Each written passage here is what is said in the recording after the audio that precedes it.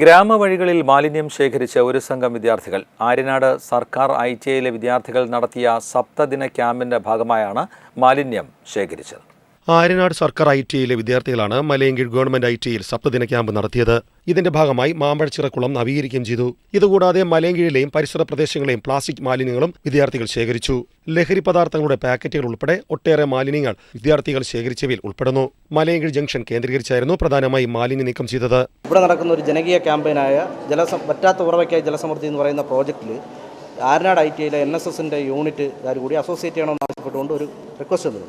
അപ്പോൾ അതിൻ്റെ അടിസ്ഥാനത്തിൽ അവരുടെ നിർദ്ദേശത്തിനായിട്ടാണ് ഞങ്ങളിവിടെ വന്നത്. ഞങ്ങളിവിടെ ഏറ്റെടുത്ത വിവിധ പരിപാടികളുണ്ട്. അതിലേറ്റവും പ്രധാനമായിട്ടുള്ളത് ഈ 2ാം വാർഡിൽ മാമ്പഴച്ചിറ എന്ന് പറയുന്ന കുളത്തിൻ്റെ നവീകരണം. വർഷങ്ങളായി അത് കാടും പടലും പിടിച്ചു കിടന്ന് വെള്ളത്തിൻ്റെതായ പ്രശ്നങ്ങളൊക്കെ ഉണ്ടായിരുന്നു.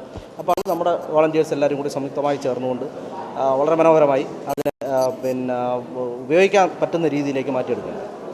രണ്ടാമത് ഇതിൻ്റെ ഒരു സന്ദേശം വളർന്നു നമ്മൾ എന്താണ് ഉദ്ദേശിക്കുന്നത്, നമ്മൾ എന്താണ് അവിടെ ചെയ്യാൻ പോകുന്നത് എന്നുള്ള ഒരു സന്ദേശവുമായിട്ട് അവിടെ ആ പരിസരത്തുള്ള എല്ലാ വീടുകളിലും ഞങ്ങളുടെ വോളണ്ടിയർമാർ ലീഫ്ലെറ്റുമായി പോവുകയും അവരെടുത്ത് ഈ കാര്യങ്ങൾ നമ്മൾ എന്താണ് ഇത് ചെയ്യുന്നത്, വെള്ളം സംരക്ഷിക്കേണ്ട ആവശ്യകത, ഈ കാര്യങ്ങൾ കുട്ടികൾ വിശദീകരിക്കുകയും ഇതിനെല്ലാം നേതൃത്വം കൊടുത്ത് തന്നെ ലാൻഡ് യൂസ് ബോർഡിൻ്റെ കമ്മീഷണർ അടക്കം നിസാമുദ്ദീൻ സാർ അടക്കമുള്ള ആളുകൾ ഇതിന് നേതൃത്വം കൊടുക്കേണ്ടത്. ഇതുകൂടാതെ പ്രകൃതിക്കിണങ്ങുന്ന രീതിയിലുള്ള പേനകളുടെ നിർമ്മാണവും നടന്നു. ആവശ്യത്തിന് ശേഷം വലിച്ചെറിയാവുന്ന പേനയിൽ വിത്തു നിക്ഷേപിച്ചാണ് പേന നിർമ്മാണം വിദ്യാർത്ഥികൾ നടത്തിയത്. ക്യാമ്പ് ഏറെ പ്രയോജനമായിരുന്നെന്ന് ക്യാമ്പ് അംഗങ്ങൾ പറഞ്ഞു. ക്യാമ്പിന്റെ ഭാഗമായി ഭവന സന്ദർശനവും നടന്നു. ഇതിലൂടെ പ്രദേശത്തുള്ളവരുമായി ആശയവിനിമയം നടത്താൻ കഴിഞ്ഞതായും കുട്ടികൾ വ്യക്തമാക്കി. News bureau, Malayinkeezhu.